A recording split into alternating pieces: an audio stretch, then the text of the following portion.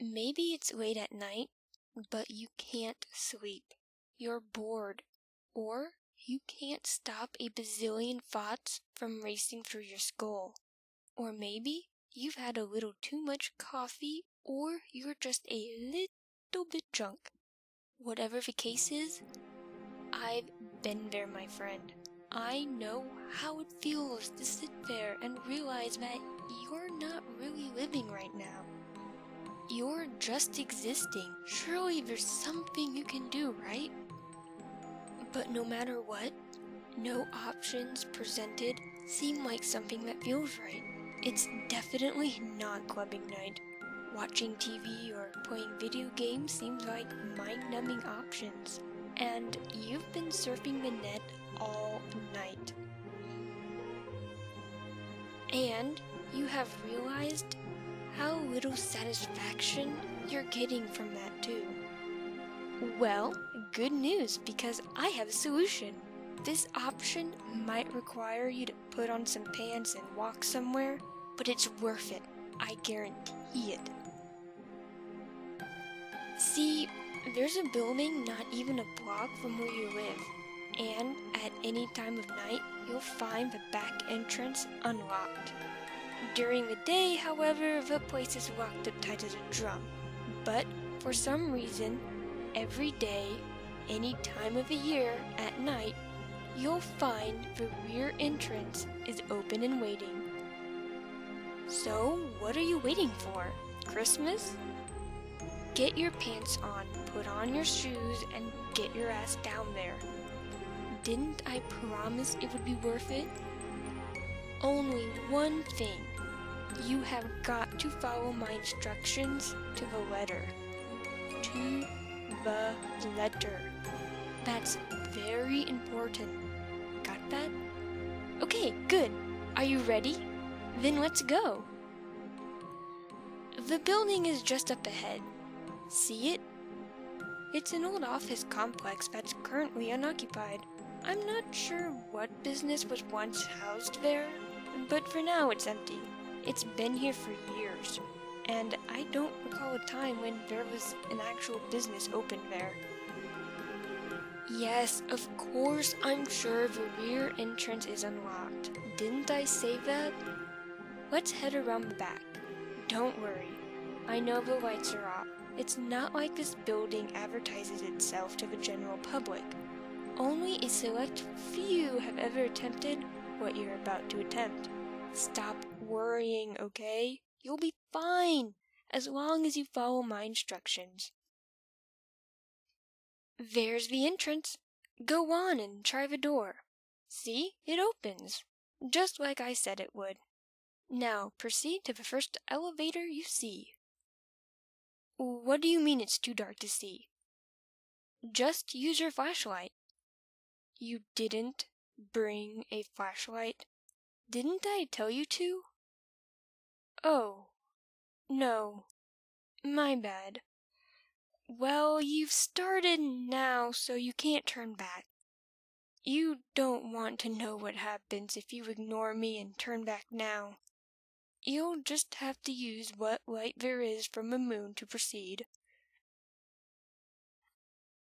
Okay, the elevator is 10 paces forward and to the right. This building is 10 floors tall. You will be going to the 11th floor. Will you shut up? I'm explaining. What you need to do is get in the elevator. Immediately press and hold the button for the 10th floor. When it starts to flash, let go of it right away and tap the button for the 1st floor. Whew, you did a good job there. Now the elevator is proceeding to the 11th floor. If you had pressed those buttons any differently, you might have wound up on a different floor. And believe me, you don't want that. The elevator doors will open to a hallway that leads straight forward to a bright illuminated exit sign. This is not our path. You run for that exit, and you'll probably never make it there. And if you do, you'll find out why the sign is a lie. Instead, you need to turn to the left and take the first door you see. Wait! Is that really the first door you saw? You were about to head into it without even realizing that it was not the first door you saw. It was the second. The first door you saw was the one your eyes cast upon as you were turning. It's the second doorway on the left. True, but it wasn't the first door you saw after I gave you the instructions. See what I mean? You have to follow my instructions to the letter. That was the last time. I'm going to warn you that you're choosing wrong. Pay careful attention from now on, or who knows what will happen. Head through the door and sit down immediately. Good job! You apparently understand now. Do as I say, and only as I say it, if you hope to get through this with your sanity and life intact. Now, ignore that cold sweat on your scalp and congratulate yourself that you didn't close the door, but instead sat down as soon as I told you to. The room before you is black, blacker than anything you've ever seen. You cannot see your hand in front of your face. You need to sit there perfectly still, not moving a muscle, until I say move. Count your heartbeats. When you get to 20, stand up. 1, 2. Remember to count heartbeats, not seconds. There. You got to 20, and you are standing. Now, announce to the room. That which is darkest is closest. That which is closest is watching. That which is watching is furthest. Did you say it? You didn't hesitate after standing, did you? Did you speak as I told you the words? Or did you wait until you heard them all? If you waited, you are done for. Okay then, it looks like they're satisfied. That's really good news for you. You may now proceed. Take one step forward and then immediately turn right. Walk forward until you come to a door. Open it, close it immediately, and stand with your back to the room. This room will be as dark as the first. Stop breathing. Hold your breath, and no matter how much it hurts, do not let it out. What is in this room follows the sound of breath. And if it hears any, well, I won't tell you what it will do, or you will release that breath and bolt for it. Keep holding your breath and count another 20 heartbeats. Now the breath must really be straining your lungs. I understand that, but stay facing the door. However, you must walk backwards until your back presses against the wall. Keep that breath held and walk slowly. I bet you just can't stand it anymore, can you? You simply must release that breath. I can't stop you. All I can do is remind you that you are not alone in this room, and breathing would be so much worse than simply holding your breath. There's the wall. Without looking, feel for the door handle. Open it, step through, and close it. Now release that breath. Feels good now, doesn't it? You're about a quarter of the way there, though, and you're still alive and still yourself.